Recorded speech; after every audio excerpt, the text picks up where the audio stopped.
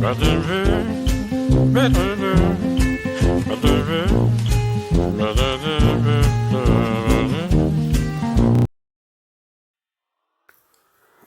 කියලා හැමෝම් පිළිගන්නවා අපේ ලෙසන් නම්බර් 5 එකට tourism and hotel management channel එකේ අපි කතා කරා ලෙසන්ස් 4ක්. ඒ හතරේ ඉවරනහම ලෙසන්ස් නම්බර් 5 එක තමයි අද කතා කරන්න යන්නේ අපි. ඉතින් අපි බලමු අද මොනවද ඔයාලත් එක්ක අපිට ඩිස්කස් කරන්න තියෙන ටොපික් එක කියලා. Ancillary sections of food and beverage service area. මොනවද මේ ancillary sections කියලා තමයි අපි අද කතා කරන්න යන්නේ. එතනදී අපි මම පොයින්ට්ස් දෙකක් ඔයාලට මුලින්ම කියන්නම්. The service operation of the restaurant is not only the dependent on the kitchen and the bar but on many other sections supporting the food and beverage service. ඒ කියන්නේ food and beverage service එකට සම්බන්ධ වෙන්නේ kitchen එක සහ bar එක විතරක්ම නෙමෙයි. ඊට අමතරව ගොඩාක් sections තියෙනවා food and beverage service එකට supportive කරන. main basic දෙක තමයි kitchen එකයි bar එකයි. හැබැයි ඊට අමතරව ගොඩක් sections තියෙනවා අපිට food and beverage එකේ department එකේ service එක smoothly කරගෙන යන්න.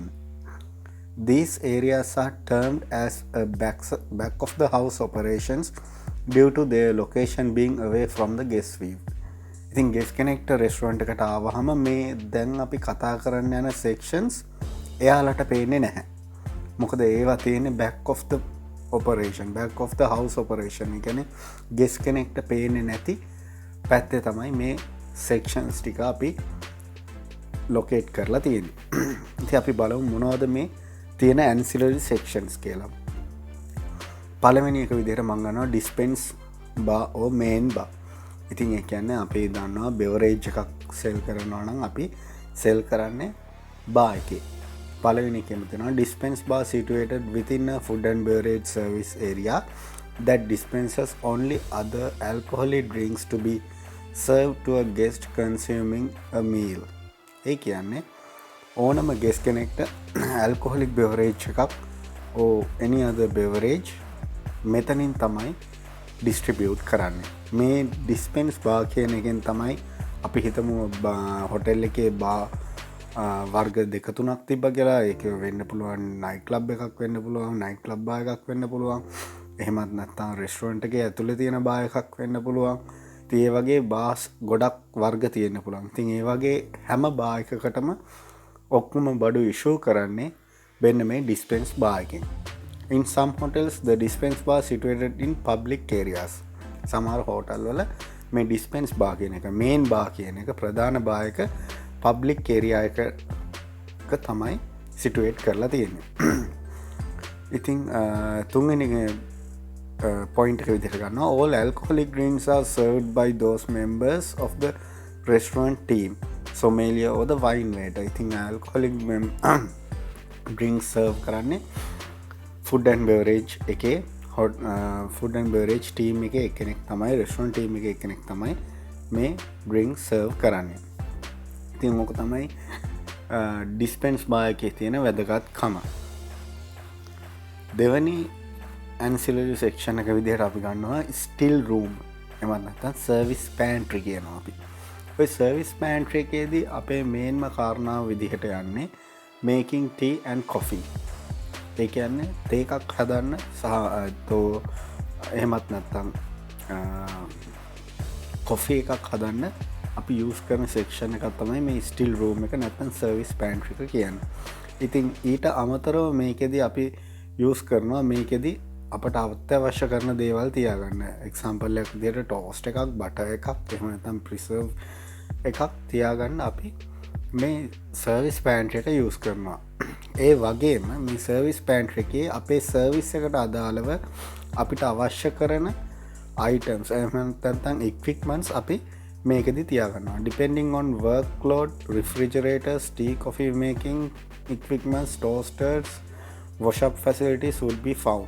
ඉතින් මේ service pantry එකේ size එක තීරණය වෙන්නේ hotel එකේ size එකත් එක්ක. ඉතින් මේකේ 5 star වගේ hotel එකක නම් අනිවාර්යයෙන්ම service pantry එකක් අපිට දැක ගන්න පුළුවන්. ඒ වගේම 3 star වගේ පොඩි hotel එකක නම් සමහරට මේ සර්විස් පෑන්ට් එකක් නැති වෙන්නත් පුළුවන්.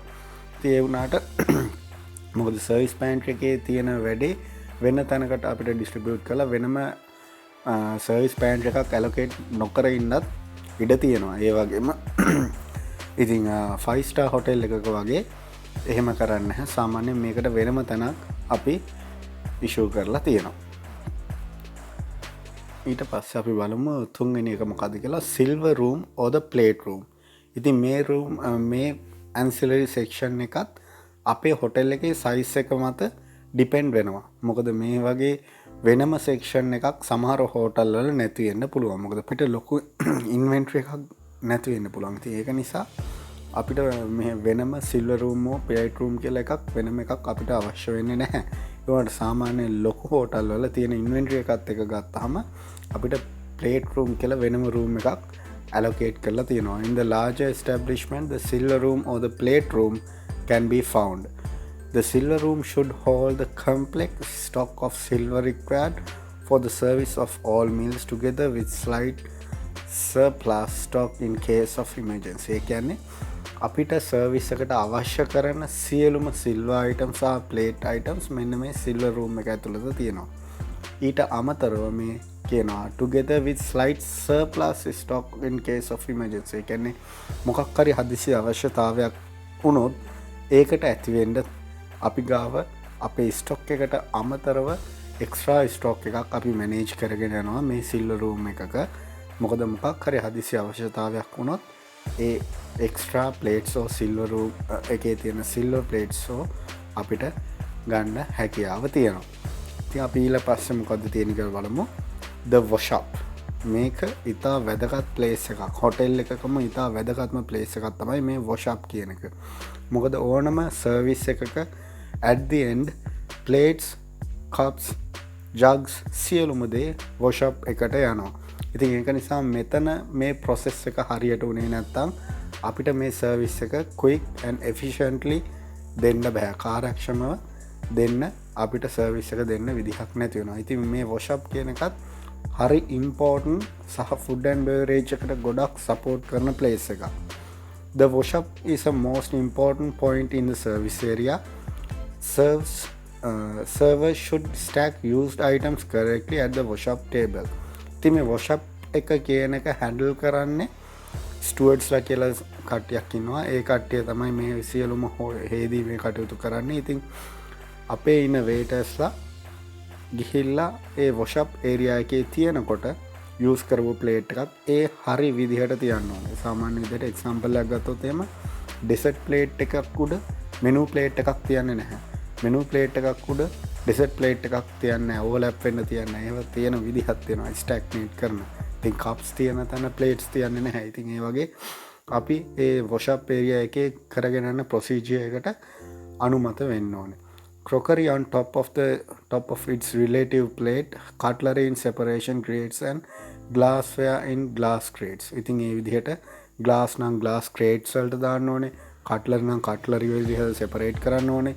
එතකොට plates නම් plates වල type එක අනුව separate කරන්න ඕනේ. ඊට පස්සේ තියෙනවා the server must place any debris into the bin provided. ඉතින් මේ ප්ලේට් එක wash up එකේ තියෙනකොට අපි අනිවාර්යයෙන්ම ප්ලේට් එකේ මොනවා හරි ඩෙබ්‍රිසස් කියන්නේ ඉවතලන දේවල් තියෙනවා නම් කාපුවා ඉතුරු කරපුවා තියෙනවා නම් ඒවා ඩස්ට්බින් එකට හලලා තමයි මේ ප්ලේට් එක අපි wash up area එකේ තියන්න ඕනේ. Dish washing can be mainly done by the following ways. පළවෙනි එක තමයි manually, semi automatic සහ automatic conveyor belt එක කියන්නේ. මේ පළවෙනි manual එක විදිහට තමයි ඔයාලට පේනවා ඇති sink එකක් තියෙනවා. ඉතින් ඒකේ මැනුවල් විදිහට අපිට හොදන්න පුළුවන් හොදනවා නම් ඒ වගේම semi automatic කියලා තියෙන ඔය උඩ තියෙන රූපෙත් එක්ක බලන්න පුළුවන් ඔයාලට. ඒක semi automatic. ඒකට plates ටික දාලා අපිට අතින් වහන්න ඕනේ. වැහුවාම තමයි wash වෙන්නේ. ඒ වගේම conveyor belt එකක් අනුව plates ටික automatically wash up වෙලා එන එකක් තමයි ඔය මැද රූපේ තියෙන්නේ. ඔයාලට බලා ගන්න පුළුවන්. ඕනනම් Google කරලා බලන්න ඔය නම් තුන ගහලා මේ machines ඔයාලට දැක ගන්න පුළුවන්. ඉතින් ඒක නිසා මේ ස්ථානය ගොඩක් වැදගත් ප්ලේස් එකක් අපේ සර්විස් එක ස්මූත්ලි රන් කරවන්න. ඊට පස්සේ ප්ලේස් එකට අපි යමු the hot plate. meeting point between the food service staff and the food preparation staff. මේක තමයි මේකත් ඉතා වැදගත් ප්ලේස් එකක්. මොකද F&B ඩිපාර්ට්මන්ට් එකයි කිචන් ඩිපාර්ට්මන්ට් එකයි අතර රිලේෂන් එක බිල්ඩ් අප් වෙන ප්ලේස් එක තමයි මෙන්න මෙතන හොට් ප්ලේට් එක කියන දන. උතන ඉන්නවා අන්තිම පොයින්ට් එකේ තියෙනවා the aboyer is in charge and control the hot plate over the service period. මේ aboyer කියන පර්සන්ව දාන්නේ කිචන් ඩිපාර්ට්මන්ට් එකෙන්. කිචන් ඩිපාර්ට්මන්ට් එකේ ඉන්න ෂෙෆ් කෙනෙක් තමයි aboyer කෙනෙක් විදිහට වැඩ කරන්නේ. ඉතින් අපි දෙන ඕඩර් එක ෂෙෆ් හදලා ඒ ඕඩර් එකට අනුව ඒ වේට ඇවිල්ලා කෑම එක ඉල්ලනකොට ඒ හරි කෑම එක මේ වේටට තෝරලා දෙන්නේ මේ aboyer. ඉතින් aboyer කියන එකනා මේ හොට් ප්ලේට් එක ගාව තමයි ඉන්නේ. කෑම ටික හොට්ව තියාගන්න තමයි අපි මේ හොට් ප්ලේට් එක කියන එක යූස් කරන්නේ. එතනදී වේට ඇවිල්ලා එයාගේ ඕඩර් එක ඉල්ලුවාම aboyer කියන පර්සන් ඒ ඕඩර් එකට අනුව ඒ ෆුඩ් එක ඒ වේටට ලබා දෙනවා. ස්පා ලිනන් ස්ටෝ එකේ වෙන්නේ සියලුම රෙස්ටුරන්ට් එකට අවශ්‍ය කරන ලිනන් මේ ස්පා ලිනන් ස්ටෝ එකේ තමයි අපි ස්ටැග්නේට් කරලා තියෙන්නේ. ඉතින් එක්සාම්පල්යක් විදිහට ගත්තොත් ඒක වෙන්න පුළුවන් ටේබල් ක්ලෝත් එකක්, නැප්කින් එකක්, ස්ලිප් ක්ලෝත් එකක්, ඩස්ටර් එකක්, ඒ වගේ ඕනම දෙයක් වෙන්න පුළුවන්. ඉතින් ඒ සියල්ලම බාර දීලා තියෙනවා. ඒකේ වගකීම් බාර දීලා තියෙනවා මේ අපේ රෙස්ටුරන්ට් ස්ටාෆ් එකේ ඉන්න සීනියර් මෙම්බර් කෙනෙක්ට. මොකද මෙතන තියෙන ලිනන් ඊටාම වැදගත් දේවල්, ඒ වගේම ෆ්‍රෙෂ් ලිනන් තියෙන්නේ. ඉතින් මේකෙදි අපි යූස් කරනවා මෙතඩ් එකක් තියෙනවා. ඒකට අපි කියනවා one clean for one dirt basis කියලා. ඒ කියන්නේ අපිට මෙතනින් ෆ්‍රෙෂ් ලිනන් එකක් ගන්න පුළුවන් අපිට යූස් කරපු ලිනන් එකක් හම්බුනොත් විතරයි. ඉතින් ඒ විදිහට ඒ වගේ සිස්ටම් එකක් තමයි මෙන්න මේ ලිනන් ස්ටෝ එකේ අපි යූස් කරන්නේ. හම්බෙන ඩර්ට් ස්ටෝ ලිනන් එක අපි ලොන්ඩ්‍රි යවනවා. ලොන්ඩ්‍රි යවලා එයාලා හොදලා වොෂ් කරලා අයන් කරලා ඔක්කොම ආය අපේ ස්ටෝ එකට ගෙනල්ලා දෙනවා. ඉතින් ඒ විදිහට තමයි මේකේ ප්‍රොසෙස් එක යන්නේ. ඉතින් ඒක නිසා අපි කිසිම දෙයක් මග ඇරෙන්නේ නැති වෙන්න අපිට මේ මෙතඩ් එක අනුව කරගෙන යන්න පුළුවන්. ඉතින් ඔන්න ඔය දේවල් ටික තමයි ඇන්සිලරි සෙක්ෂන්ස් එහෙමත් නැත්නම් සපෝටිව් සෙක්ෂන්ස් විදියට ෆුඩ් ඇන්ඩ් බෙවරේජ් ඩිපාර්ට්මන්ට් එකේ තියෙන්නේ. ඉතින් අපිට සපෝටිව් ඩිපාර්ට්මන්ට්ස් ගැන අපි කතා කරා. ඒ වගේ මේ ඩිපාර්ට්මන්ට්ස් කොහොමද අපිත් එක්ක එකතු වෙන්නේ, ඒවයි තියෙන සම්බන්ධතාවය මොකක්ද කියලා අපි කලින් පාඩම් වල කතා කරා. ඉතින් ඒ පාඩම් ඔයාලට ෆලෝ අප් කරන්න පුළුවන්. මගේ ලින්ක්ස් ටික මම පල්ලෙහෙන් දාන්න ඩිස්ක්‍රිප්ෂන් එකේ. ඒවත් ෆලෝ අප් කරන්න. ඒ වගේම මේක දී තේරෙන්නේ නැති දෙයක් තියෙනවා නම් ඔයාලට තව දේවල් මොනවා හරි ඇඩ් කරන්න දේවල් තියෙනවා නම් මට ඔයාලගේ අදහස් කමෙන්ට් කරන්න යට කමෙන්ට් සෙක්ෂන් එකේ. ඒ වගේම යාළුවෙක් කවුරු හරි ඔයාලට කැමති නම් මේක ෆලෝ අප් කරන්න කවුරු හරි කැමැත්තෙන් ඉන්නවා නම් ඒ කෙනෙක්ට ෂෙයා කරන්නත් පුළුවන්. ඒ වගේම මගේ channel එක subscribe කරන්නත් කියලා ඔයාලා හැමෝගෙම ඉල්ලනවා. Thank you very much. අපි හම්බෙමු lesson number 6 එකෙන් ළඟදිම. Thank you.